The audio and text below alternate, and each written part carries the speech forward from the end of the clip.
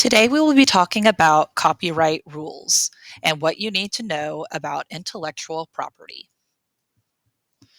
During this presentation, we will discuss several different things. We will start off by talking about what copyright actually is. Then we'll talk about why copyright is important. Next, we'll move into the rules of copyright, followed by some examples of copyright. And we will end our presentation talking about fair use and the Creative Commons and public domain. So, first of all, what is copyright? Copyright is something that is protected by the US Constitution.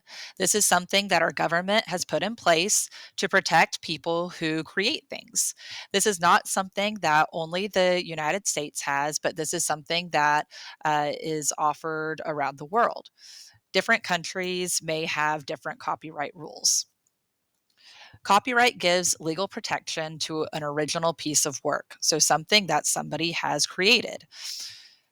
These laws are there to protect the people who create these things in case somebody uses their material without permission. Creations can be things such as books, music, videos, artwork, basically anything that comes from human imagination. So when you are playing a video game at home, somebody has created that. The person who created it or the company that they work for owns the copyright on that video game, and therefore they have protections that keep you from making copies of that game. Copyright laws give restrictions on when copyrighted materials can be copied, sold, changed, or shared with others. Just because you buy something doesn't mean that you are allowed to make copies of it or share it with other people. It's important to know that not everything can be copyrighted. Things like facts and ideas are not protected, as well as titles, procedures, and documents made by the government. Plagiarism and piracy are ways of violating copyright laws. So you cannot take something that is copyrighted and copy it or share it online. Technology has made it easy to violate copyright laws, but just because it's easy to break these laws doesn't mean that we should. We still have an obligation to the people who create these things to make sure that we're using it in a right way. So, why is copyright important? Copyright is important because creators of content should be paid for their work. These people are trying to make a living by creating material. They should be paid for these things that they are making. Creators' work can't be changed. This means that if you have made a print copy of something and it's copyrighted, people cannot then go make a digital copy of it to share it online. By having these protections, it actually encourages people to create content. Again, we want to make sure that people who are making a living from creating material are being paid for these things that they're making. If they weren't getting paid, that would keep them from wanting to make this material. So these protections are allowing for people to create material and be protected in case somebody tries to steal it from them. And really, copyright protects everyone, including you. So now we're going to talk about some different copyright rules. Work is copyrighted as soon as it is created. So when you take a picture of something, that is actually copyrighted. People are not allowed to take the picture that you took and sell it. Copyrights can be registered, though, to give more protection, and that can be registered online. You can use copyrighted material if you have the owner's permission. But when using that material, you need to make sure that you have included the owner's name or any other information that they require when you are using it. Copyrighted materials can only be edited with the owner's permission.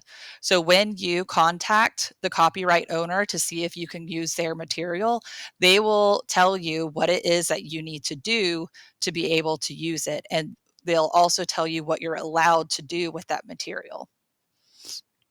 Formats of copyrighted materials are protected. So again, if you have a print copy of something, you're not allowed to then go and turn it into a digital copy. It's important to know, though, that materials are not protected forever.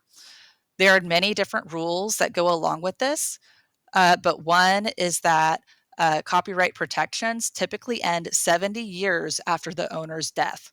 So when the copyright owner has died, you typically have to wait 70 years to be able to use that material without their permission. After copyright protections run out, people can use the material for free. And then there are consequences for using copyrighted materials without permission.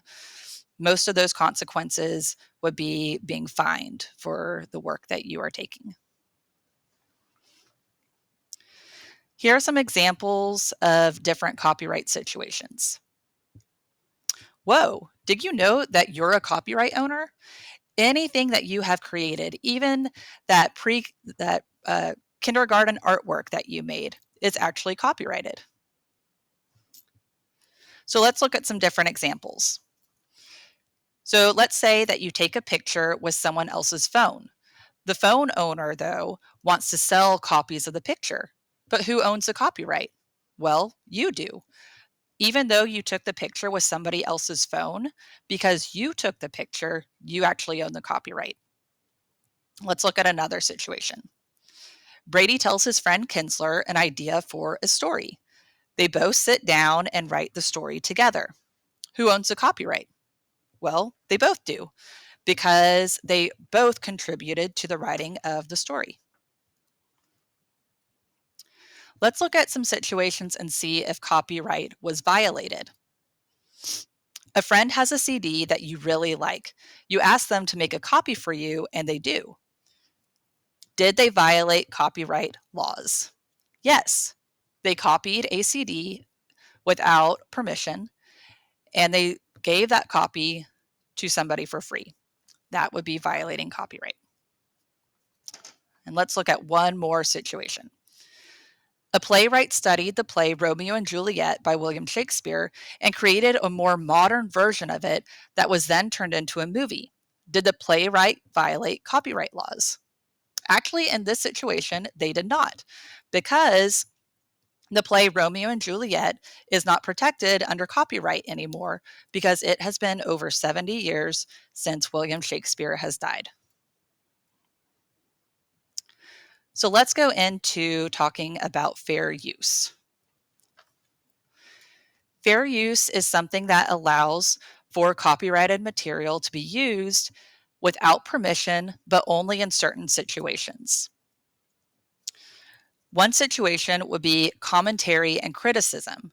So, an example would be if you are giving a review of copyrighted material. The review does not have to be a positive review, it could be something negative, but you are allowed to critique the material and give quotes from it or examples from it. Another example of fair use would be in news reporting. So if somebody was giving a news report, let's say about a speech that was given, they would be allowed to include quotes from that speech. Another example of when fair use could be applied would be during a scholarly report. So if somebody was doing research on a topic, they could use quotes from another piece of research as evidence. And the last time fair use could be used would be in a parody. An example of that would be imitating work in a comedic or funny way. A really good example of this is Weird Al when he creates songs that are based off of other songs. He changes them up in a way to make them more funny.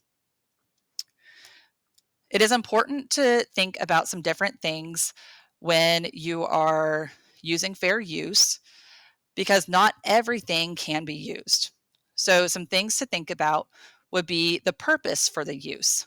Is it for educational use or is money being made off of it? If it's for educational use, it probably is going to fall under fair use. If money is being made, it may not be applied. You also need to think about the nature of the material. Is the work more imaginative or is it more factual? If it's more imaginative, then that may not fall under fair use because that came from the creator's mind and from their imagination. If it's more factual, it may fall under fair use. You also need to think about the amount of work that is being used. Is it a small amount or is it a large amount? If you are only quoting a sentence or a paragraph or a page, then that will probably fall under fair use. But if you are copying the whole thing, that will probably not be fair use. You also need to think about the effect on the market of the material. So, is the creator losing money because you have used it? If the creator is going to lose money, then that is probably not going to be fair use. Last, we're going to talk about Creative Commons and the public domain. The Creative Commons gives a free and easy way to give copyright permission. The material in Creative Commons is copyrighted, but it allows for quick and easy access to the copyright owners so that you can get permission from them to use the materials. Material in the Creative Commons can be used for free. Users of the material must be sure to follow the rules of the Creative Commons license. So, based on the license that the owners have, they may require you to uh, give them to use their name when you use their material. They may require you to say other things about the material that you are using, but you have to follow the license that they have. There are some different places where you can find material in Creative Commons. One would be Flickr, the Creative Commons website, Openverse, Pexels, or Canva. Many of the materials that are on websites like Canva have already come to a copyright agreement. So you are able to use those materials, but you need to make sure that you check on that to make sure that you are using it in a way that has been approved. If you are wanting to do a Google image search, you can click on Tools at the top of the screen and then click on Usage Rights. You can select Creative Commons licenses to see images in the Creative Commons. And you can go look at those images and you can find out how those materials are able to be used. And last, we're talking about the public domain. When copyright laws have expired on a material, they go into what's called the public domain. And these materials can be used as wanted. It does not require that you give an attribution to the creator, but it's probably a good idea to just give one anyway. And you can find those materials in the public domain archive. If you would like to learn more about copyright facts, here are some sources that you can go to look at some different rules and procedures for copyright.